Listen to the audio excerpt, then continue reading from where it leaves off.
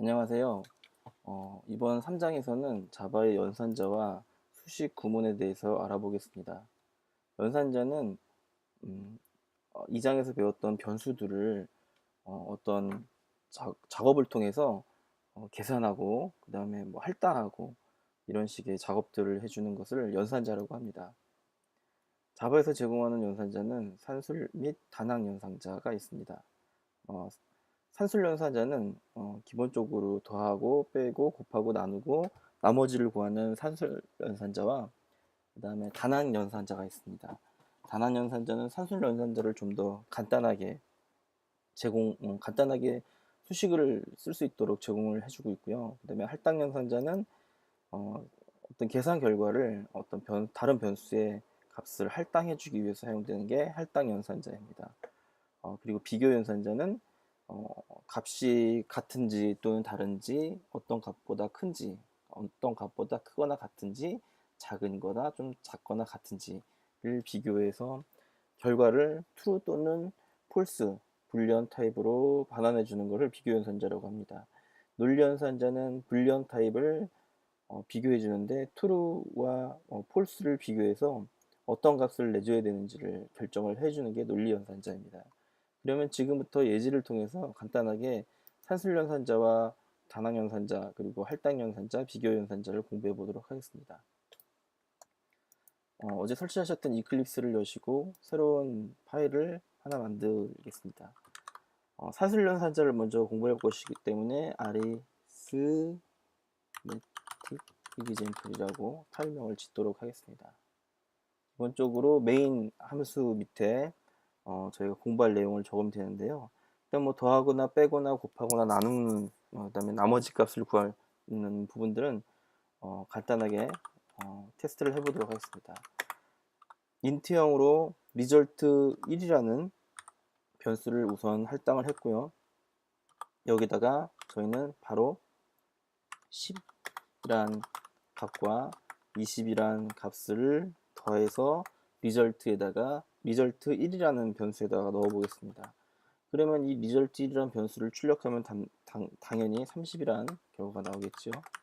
result 2라는 변수에다가는 빼기를 한번 해보겠습니다. 20-10을 빼보겠습니다.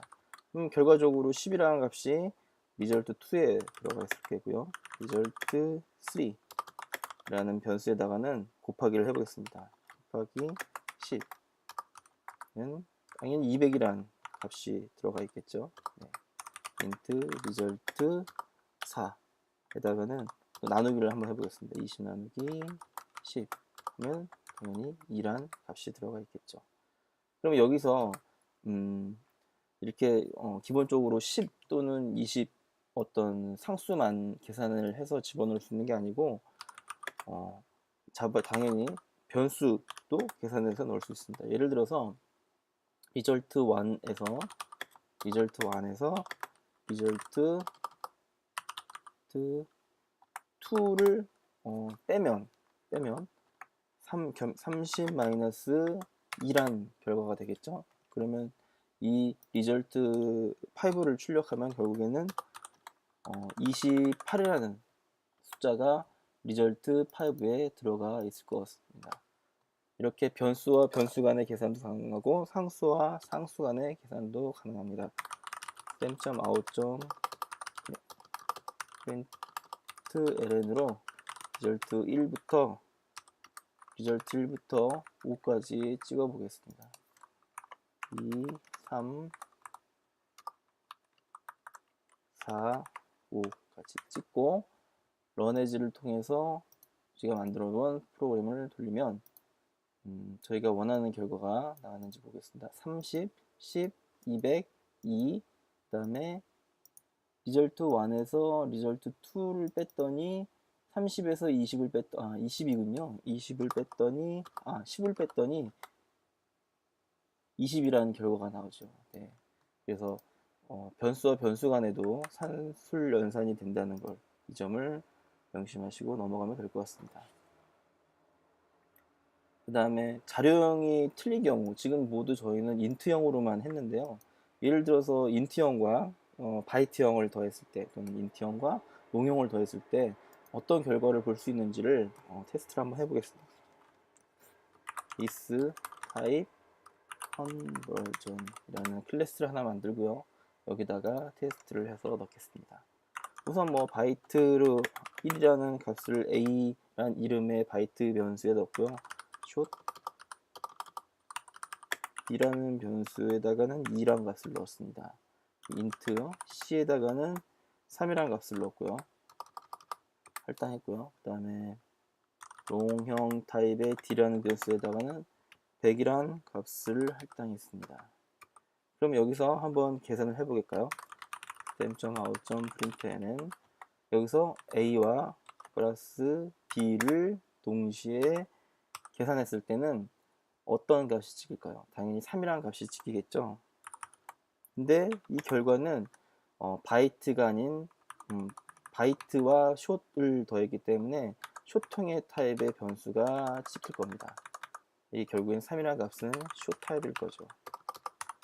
print n 그 다음에 b와 c를 계산해서 더하면 이거는 인트형이겠죠. c가 인트형이기 때문에 더 큰 값으로 아마 형변환이 자료형이 변환이 됩니다. 이렇게 해서 결과를 한번 살펴볼까요? 그럼 3과 5가 찍힙니다. 내부적으로는 자료형이 다른 변수를 서로 계산하게 되면 자료형이 큰 쪽으로 변환이 돼서 넣어지게 됩니다. 지금 저는 시스템 out.println이라는 출력할 수 있는 메소드에다가 바로 a 플러스 b 이런 식으로 더했는데요. 이거는 결과는 결국에는 이거랑 똑같습니다. b가 더 크기 때문에 short 뜻으로 cc라는 변수에다가 a 플러스 b를 넣고 그 다음에 system.out.println cc 이렇게 출력한 것과 마찬가지입니다.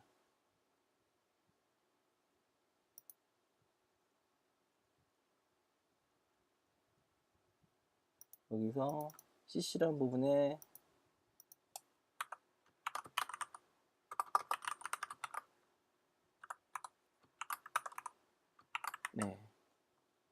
형변환을 했는데 형변환을 해줘야 된다고 큰 쪽으로 해줘야 된다고 해서 강제적으로 지금 넣었습니다. 예를 들어서 지금 이렇게 cc 안에다가 바이트형과 숏형의 변수를 더해서 넣게 되면은 형변환을 강제적으로 컴파일러 해주도록 지시를 하고 있고요.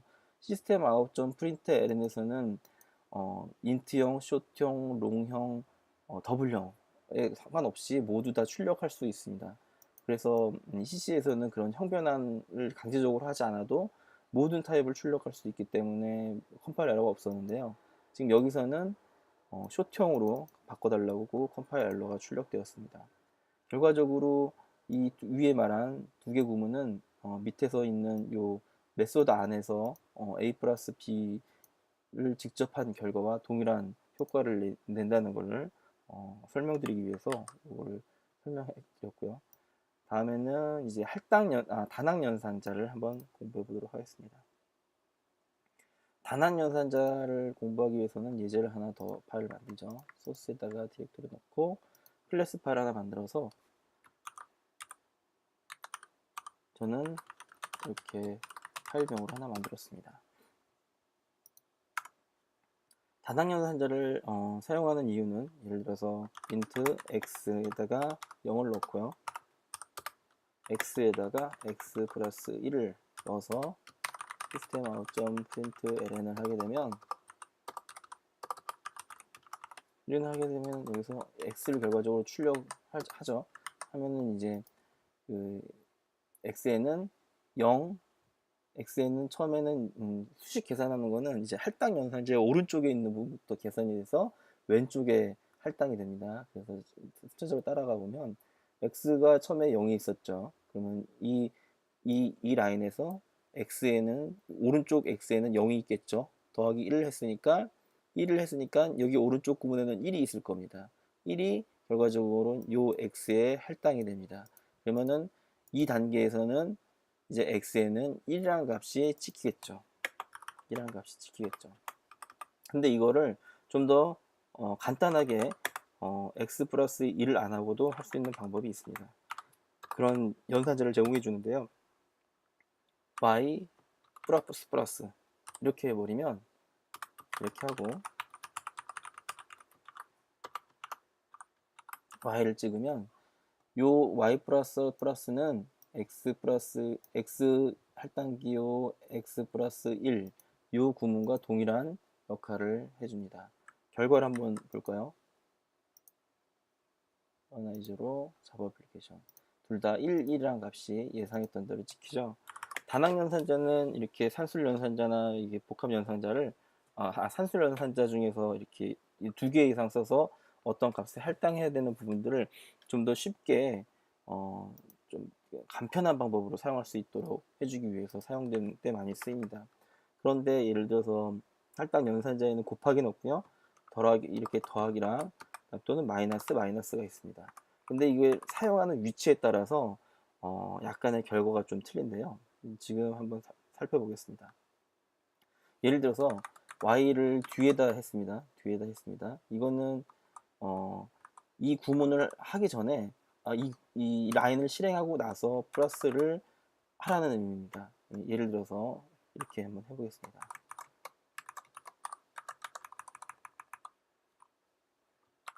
플러스를 뒤에다 하게 되면 당연히 1이 찍히겠죠. 그 다음에 앞에다가 플러스를 할 수 있습니다. 이 의미는 이 구문을 실행하기 전에 1을 추가하고 나서 출력하라는 의미입니다. 그러니까 결국에는 이 구문을 실행하기 전에 1을 하기 때문에 1이 지금 현재 앞에 붙였을 때는 1이 나오고요. 이게 이렇게 y일 때는 1이 나올 것 같고요. 그 다음에 y 플러스 뒤에 있을 때는 0이 나옵니다.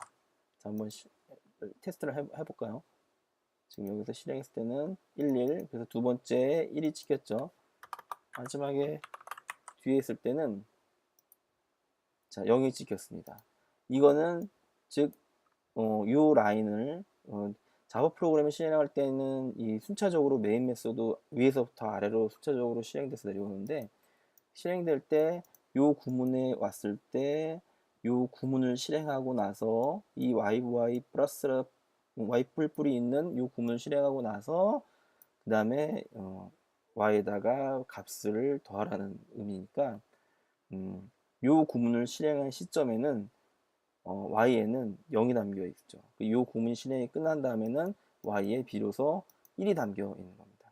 그래서 요 다시 한번 확인해 보시기 위해서는 시스템 아웃으로 찍어봐도 됩니다. y를 찍어보면 마지막에 이제 0 밑에 1이라는 결과가 나오겠죠. 네, 1 나올 것 같습니다. 네, 1 나옵니다. 네. 그래서 이거는 앞에 있느냐 뒤에 있느냐에 따라서 앞에 있는 경우는 구문을 그 해당 단항 연산자가 있는 구문을 실행하기 전에 값을 증가시키고, 그 다음에 단항 연산자가 뒤에 있는 경우는 구명을 실행하고 나서 실행시킨다는 그 차이점 이해해 두시면 될 것 같습니다. 이 플러스 위에도 단항 연산자에는 마이너스 이게 있습니다. 이거는 이제 덧셈이 아니라 뺄셈을 하게 되는 겁니다. 결과는 뺄셈으로 생각하시면 굉장히 쉽게 이해하실 수 있을 것 같습니다.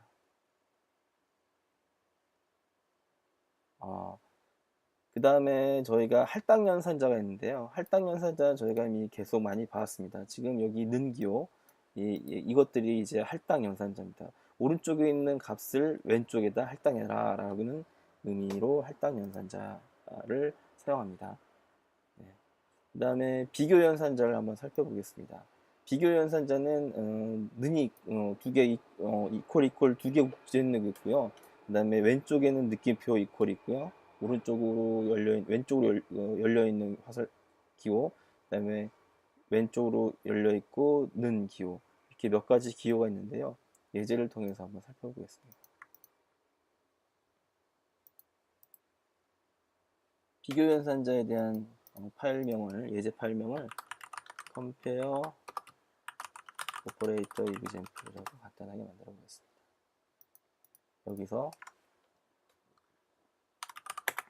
일단은 비교 연산자를 테스트하기 위해서 간단하게 변수를 4개 정도 선언하겠습니다. 1, 3, C에다가는 1, 인트, D에다가는 4라는 값을 미리 준비해 놓고요.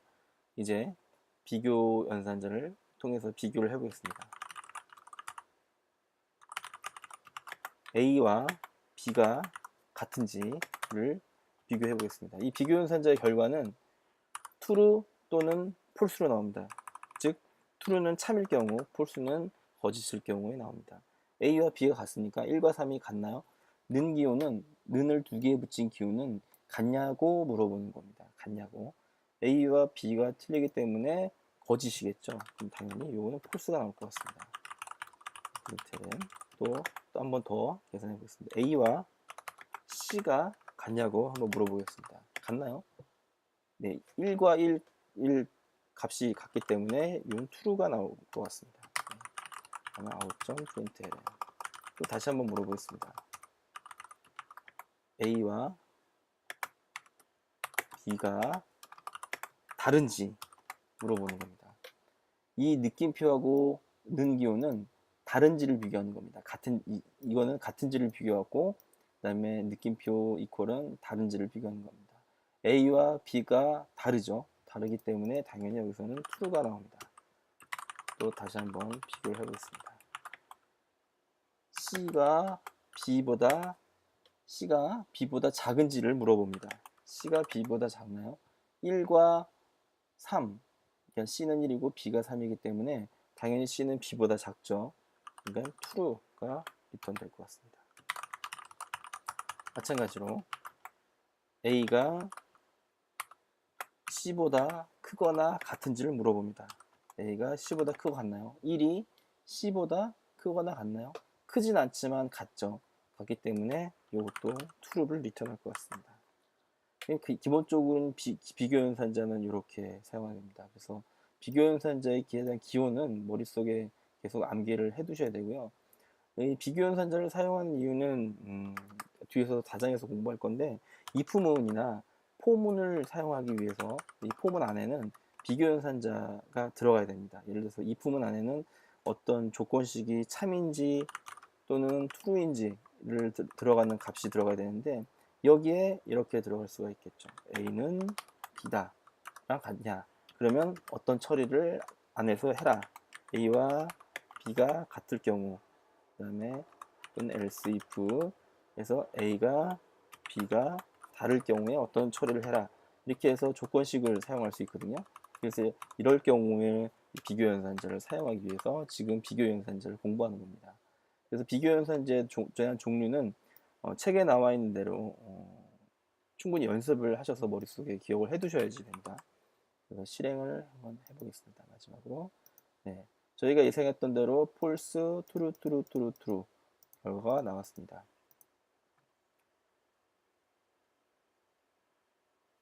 네, 그 다음 공부할 거는 논리연산자입니다. 논리연산자도 굉장히 많이 사용됩니다. 논리연산자는 여러 개의 조건을 논리적으로 비교하기 위해서 사용되는 연산자입니다. 논리연산자의 종류에는 앰퍼센트 기호, 그 다음에 이 파이프라인 기호, 2개 위에도 하나, 앰퍼센트 기호가 하나인 거, 파이프 기호가 하나인 거, 총 4가지 종류가 있습니다. 이 논리연산자를 어떻게 사용하는지를 예제를 통해서 한번 살펴보겠습니다. 논리연산자는 로직 오퍼레이터 example라고 이름을 치겠습니다. 이건 좀 복잡하게 예제를 한번 실행해 볼까요? 여기다가 제가 타이핑하는 것과 똑같이 타이핑을 해주시기 바랍니다. public static boolean compare, 비교를 한다는 의미예요. string message, 그 다음에 ESSS AGE, 그 다음에 boolean value, 그 다음에 system.out.println message를 찍고요. return value 이렇게 할 겁니다. 요거 그대로 타이핑 하셨으면은 그 다음에 여기서부터 따라 적어 보겠습니다. system.println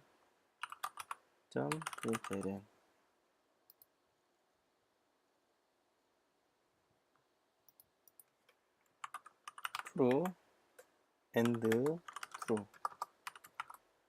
자, 요거의 의미는 true가 같냐, true가 같냐 라고 했을 때 이게 두 개 같으면은 이제 true를 반환해 주고요. true와 false를 비교했을 때는 결과는 false가 나옵니다. 여기에 대한 예제는 and 연산, or 연산이 있는데요. 한번 잠깐 살펴보겠습니다. 여기서 and 연산은 이 %, 기호를 이제 and 연산이라고 하고요. 파이프 기호는 or 연산이라고 합니다. 그 좌측 값이 true이고 우측 값이 true일 경우에는 and 연산을 했을 때는 결과가 true가 나오고, 좌측 값이 true, 우측 값이 false일 때는 결과 값은 false가 나옵니다. 그 다음에 좌측 값이 false고 and 연산으로 우측 값이 true가 됐을 때는 false가 나오고, 그 다음에 and 연산으로 좌측 값 false, 우측 값 false일 경우에는 결과 값이 false가 됩니다. 즉 and 연산에서는 좌측, 우측 모두 true가 되었을 때 결과가 true가 되고 나머지는 모두 false가 됩니다.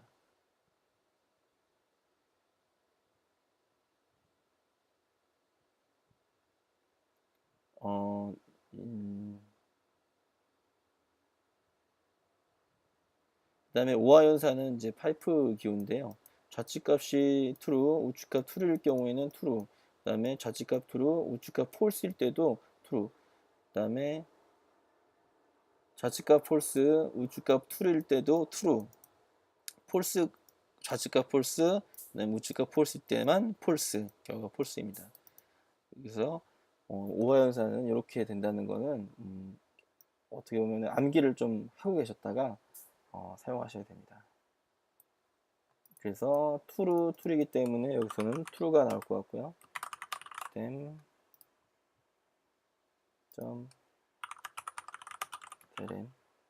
true와 false를 비교했기 때문에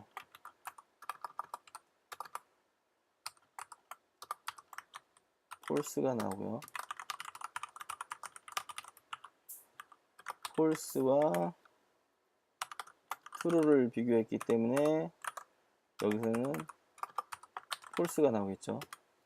그다음에 글자가 틀렸네요.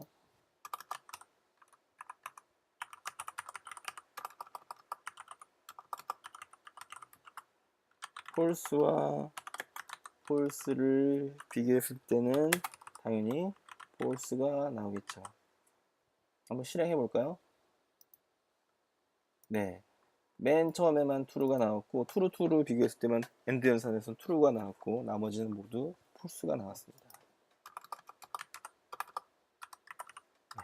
그 다음에 오화 연산을 한번 공부해 보겠습니다. 오화 연산에서는 모두 다 이 기호를 파이프라인 기호로 바꾸겠습니다. 파이프라인 기호로 바꾸고요. 그 다음에 실행을 해 보겠습니다. 그러면 결과는 맨 위에 true일 경우에 true, 한쪽이 true가 있을 경우에는 모두 true, 그 다음에 양쪽이 모두 false일 경우에만 마지막에 false인 결과가 찍혔죠. 그리고 마지막으로 이제 저희가 비교 연산지에서 공부하게 될 내용은 and, 그 다음에 오화오화입니다. 잠깐만요. and고요. 이 and 연산 중에서 두 개, 이 % 기호가 하나 있는 것과 두 개 있는 것의 차이는 %가 하나 있는 거는 무조건 두 개를 참 여부를 비교를 하는데 %가 두 개인 거는 속도를 좀 빠르게 하기 위해서 첫 번째가 참 거짓인 것을 판별해서 자기 조건에 맞으면 뒤에 거는 계산을 안 합니다. 예를 들어서 뭐 여기서는 특히 계산할 앞쪽이나 뒤쪽이나 이제 값이 고정되어 있기 때문에 딱히 계산할 필요는 없지만 여기가 어떤 조건식 위에서 배웠던 비교 연산으로 true false를 계산해야 되는 경우라면 앞쪽이 무조건 참이어서 넘어가야 앞쪽이 무조건 뭐 예를 들어서 false일 경우에는 뒤에 거는 계산할 필요가 없기 때문에 그냥 넘어가 버리면 속도가 더 빨라지겠죠. 그래서 n%가 두 개 있는 것 또는 파이프라인이 두 개 있는 것은 그런 식으로 앞쪽의 것만 판별을 해서 뒤에 거는 건너뛰게 하려고 그렇게 만든 것입니다. 그래서 그게 되는 거를 한번 좀 보여드리기 위해서 예제를 한번 좀 바꿔보겠습니다. 지금 이 해당 내용들은 다 지우시고요. 똑같이 타이핑을 해주시기 바랍니다. 컴페어,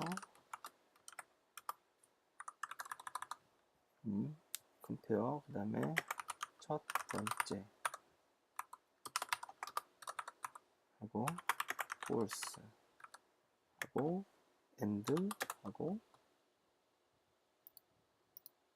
복사를 해서 여기서 복사를 해서 붙여놓고요. 좀 줄이기 위해서 그 타이핑 시간을 줄이기 위해서 이렇게 복사를 했습니다. 두 번째 false를 하고요.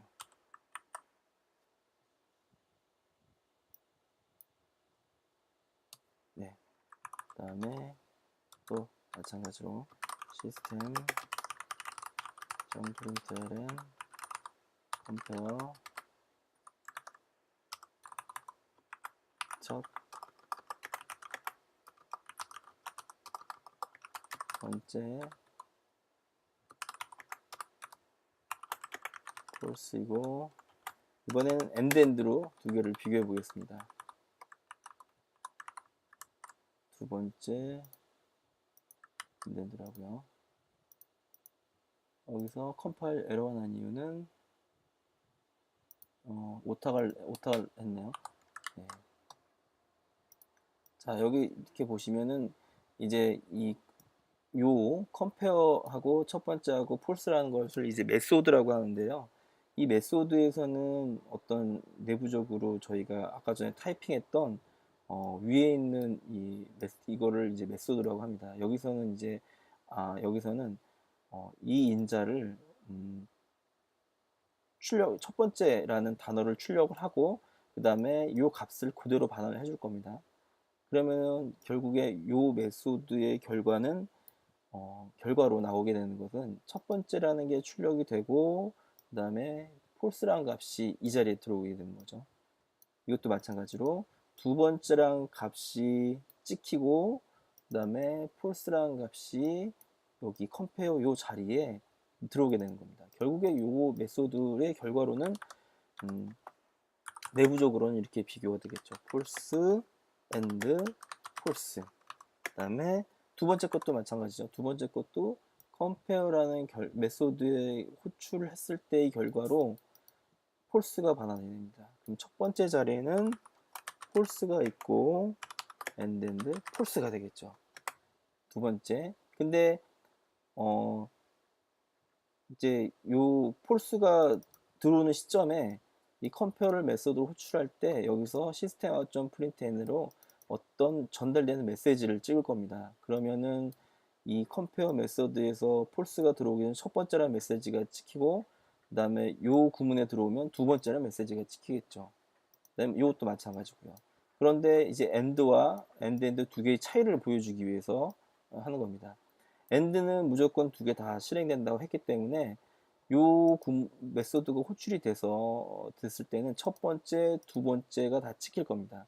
하지만 요 밑에 end에서는 첫 번째 조건이 false이면은 이 비교 구문은 무조건 false이기 때문에 더 이상 비교할 필요가 없이 두 번째는 실행 안 하고 넘어가는 겁니다. 그래서 결국에는 이 두 번째는 찍히지 않고 여기서는 무조건 참으로 이거는 무조건 폴스로 판별을 해버리기 때문에 이렇게 테스트를 해보기 위해서 실행한 겁니다. 그러면 실행을 시켜볼까요? 네. 첫 번째, 두 번째 찍히고 마지막으로 결과값이 폴스 찍혔습니다. 그죠? 두 번째 라인에서는 첫 번째하고 바로 결과가 폴스로 찍혀버렸죠. 이 의미는 결국에는 뒤에 밑에 라인의 이 두 번째는 실행이 아예 안 됐다는 얘기입니다. 네, 그래서 이 두 개를 차이를 보여드리기 위해서 지금 여태까지 설명을 해드렸고요. 네. 다음은 수식과 구문입니다. 수식은 변수와 연산자 그리고 아까 전에 보신 메소드 호출로 이루어진 것이고요. 그 다음에 구문은 수식의 조합이라고 보면 될 것 같습니다. 구문은 반드시 세미콜론으로 끝나야지 컴파일러가 인식을 하고 인식을 할 수 있습니다. 그래서 예를 들어서 아까 전에 많이 봤던 시스템 out.println 하고 괄호 안에다가 1, 2, 3을 서로 더해라 했을 때 이 1, 2, 3을 더한 것이 어떻게 보면 수식이라고 볼 수 있고요. 이 시스템 out.println 플러스 요 메소드 호출과 요 수식을 더한 게 구문이라고 보시면 될 것 같습니다.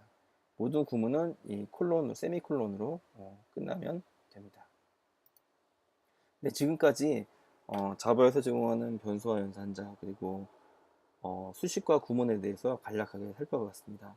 다음은 자바에서 제공하는 제어문과 제어문들에 대해서 살펴보도록 하겠습니다. 감사합니다.